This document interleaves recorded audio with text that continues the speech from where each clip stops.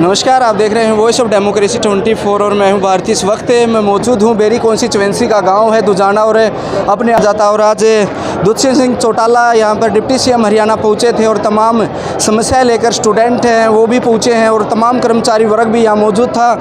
तो अब हरियाणा से जो ICS कोचिंग सेंटर आपको भी पता होगा कि एक गिने चुने कोचिंग सेंटरों में से एक है, उनके बच्चे और टीचर्स यहाँ मौजूद थे। दुष्यंत चौटाला से उन्होंने बातचीत की, उसको लेकर भी हम पूछते कर उन्होंने बातचीत की। मैम सबसे पहले नमस्कार। नमस्कार सर। आज दुष्यंत सिंह चौटाला से मिले डिप्टी सीएम हरियाणा की, क्या मांगे थी आपकी? सर मेरा जो मुद्दा था, हाँ जी, हमारा जो मुद्दा है सभी बच्चों का 3 साल हो गए सर। एक तो ये जो CET वाला है, इन्होंने ऐसा बोला था कि स्टार्टिंग में वो क्वालिफाई नेचर होगा, अब ये बोल रहे हैं कि सिर्फ 4 गुना ही बच्चे लेंगे। अब आप मुझे बताओ 3.5 लाख बच्चे CET क्वालिफाई करके बैठे हैं, वो कहाँ पे जाएंगे? अगर 5000 हरियाणा पुलिस के अंदर वैकेंसी आ रही है तो सिर्फ 20,000 बच्चे लेंगे सर। जो बाकी बच्चे रह गए उनका फिर क्या होगा? और हर कैटेगरी वाइज इन्होंने बोला था कि 4 गुना बच्चे लेंगे। ऐसे तो सिर्फ इन्हीं की रहेगी, हाई मार्क्स वाले ही बच्चे रिपीट होते रहेंगे। जो बच्चे भाई मेरिट लिस्ट में आ गए ना, वो हरियाणा पुलिस में भी एलिजिबल हैं। अगर क्लरिकल की वैकेंसी आ गई तो वहाँ पे भी एलिजिबल हैं। अगर किसी अदर वैकेंसी आ रही हैं, D ग्रुप में आई हुई हैं, तो वो वहाँ पे भी एलिजिबल हैं। लेकिन जो उनसे नीचे वाले बच्चे रह गए वो तो बिल्कुल ही रह गए, फिर उनका तो कहीं पे नंबर ही नहीं आएगा। और तैयारी सभी करते हैं। जिस टाइम पे CET हुआ उनकी कंडीशन कुछ और थी और आज के टाइम पे कंडीशन कुछ और है। तो मेरी आज उप मुख्यमंत्री साहब ये दुष्यंत चौटाला जी से रिक्वेस्ट थी, या मैं अपनी बात रखना चाहती थी, लेकिन उन्होंने मुझे अच्छे से टाइम नहीं दिया। आप यहाँ मांग रखने आए थे, उनका विरोध करने पूछे थे? हम अपनी मांग रखने आए थे। तो शुरू में ही करते फिर हम चुप। हम किसी पॉलिटिकल पार्टी को नहीं तो सपोर्ट करती हूँ मैं, और न ही किसी का विरोध करती हूँ। अगर यहाँ पे BJP सरकार है तो मेरे घर खाना देने नहीं आती। अगर यहाँ पे चौटाला जी की सरकार आएगी तो वो भी नहीं देने आएगी। कमा के हमें खुद खाना है। हम टीचर्स हैं, बच्चों को भी लड़ना और पढ़ना दोनों चीज़ें सिखाते हैं। आज इसीलिए मैं सभी बच्चों को अपने साथ लेके आई हूँ, लेकिन उन्होंने मुझे टाइम नहीं दिया और वो ये बोल रहे हैं कि मैं कुछ नहीं कर सकता। तो फिर आप उप मुख्यमंत्री का पद लेके बैठे ही क्यों, अगर कुछ नहीं कर सकते तो? 24 का चुनाव सामने है। हाँ जी। और स्टूडेंट यूनियन में ताकतें होती हैं, क्या मानते हैं? सर मैं मानती हूँ, जैसे जो पिछला आपने इलेक्शन देखा 2019 वाला, जो हमारे खट्टर सरकार का नारा था अब की बार 75 पार, लेकिन जो क्लरिकल का एग्ज़ाम हुआ आपने देखा कि जो 75 पार था, बच्चों की एक वीडियो भी वायरल हुई थी। खट्टर सरकार भाई तुम्हारा नारा था अब की बार 75 पार, पेपर मारा भी था, पेपर तेरा भी था।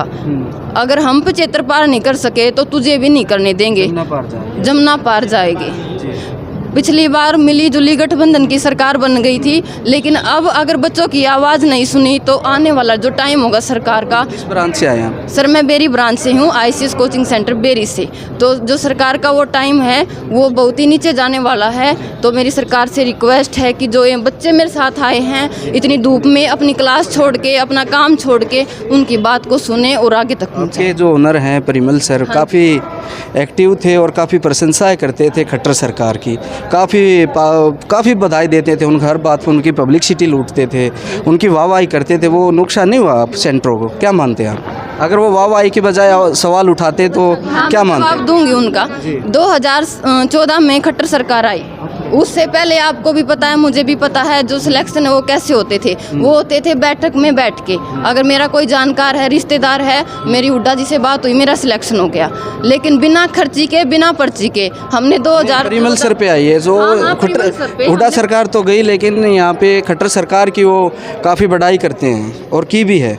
उसके बारे में बताइए, वो ठीक था या गलत था? वो जैसे अकॉर्डिंग टू सिचुएशन सरकार ने हमारी बातें मानी और सुनी। पिछली हरियाणा पुलिस में देखो ऐसे बच्चे लगे जैसे दाएं बाएं जाने, वो ठीक था या गलती? मैं अपने मुद्दे आपको बता रही हूँ। हमारा मुद्दा है कि संस्था से आते हैं ना? बिल्कुल उसी संस्था से हूँ मैं आपको बता रही हूँ। जो ठीक बता रहा है, कर्मचारी गलत बता रहे हैं, ये फिर जनता क्या सोचेगी?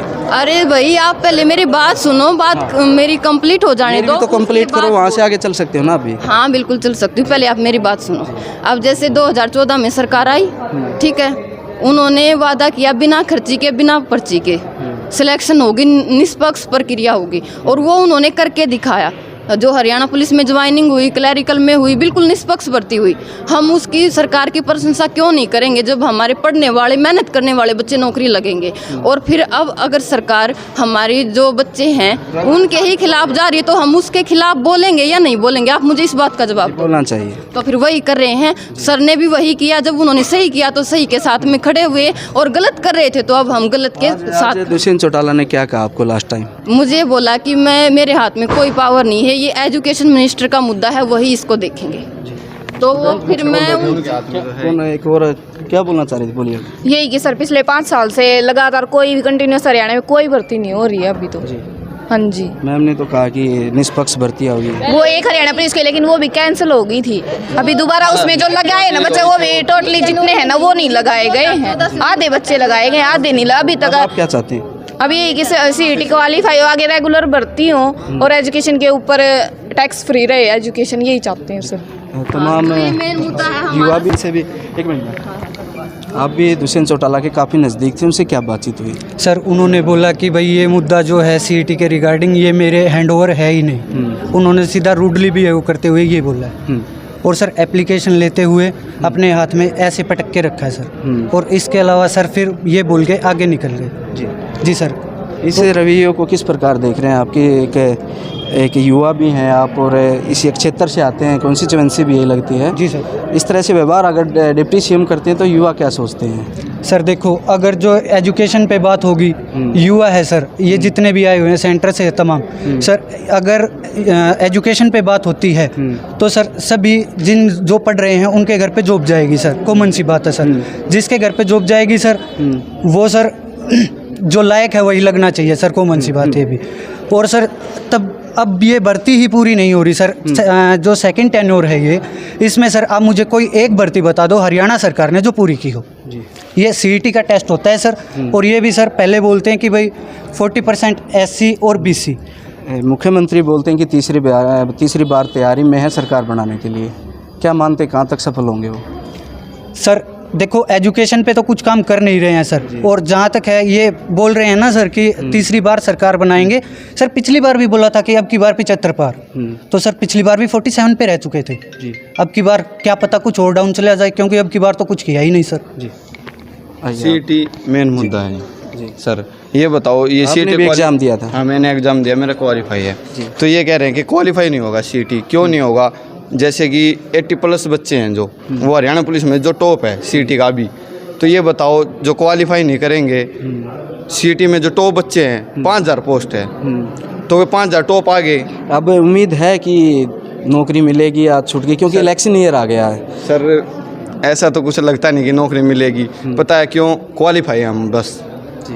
तो अगर ये क्वालिफाई में रहेंगे, क्वालिफाई नहीं करेगी सरकार तो ऊपर की वैकेंसी आई, वे बच्चे लग गए जिन्हें एक्स्ट्रा टेस्ट दिया, अगली भर्ती में वे आएंगे, वे तो वही भर्ती चूज कर हर एक टेस्ट देंगे, वे हमारा कहाँ आएगा नंबर? एक सक्षम है योजना, एक कौशल है। हाँ, ये कहाँ ग्राउंड लेवल पे आप हैं, स्टूडेंट हैं आप में से कुछ साथी काम भी करते हैं, वो कितनी सफल योजनाएं रही हैं सरकार की? एक बात बताओ, कौशल रोजगार, ये हरियाणा कौशल रोजगार है, इसमें मेन मुद्दा ये है कि सरकारी तो नहीं लगता। वो अपने मन में क्या मानता है बच्चा, एक तो सरकारी लगे, एक प्राइवेट रहे। अभी रोडवेज में लिए हैं इन्होंने HKRN से, हरियाणा कौशल रोजगार निगम से, तो ये कह रहे हैं 6 महीने के लिए वैलिड है।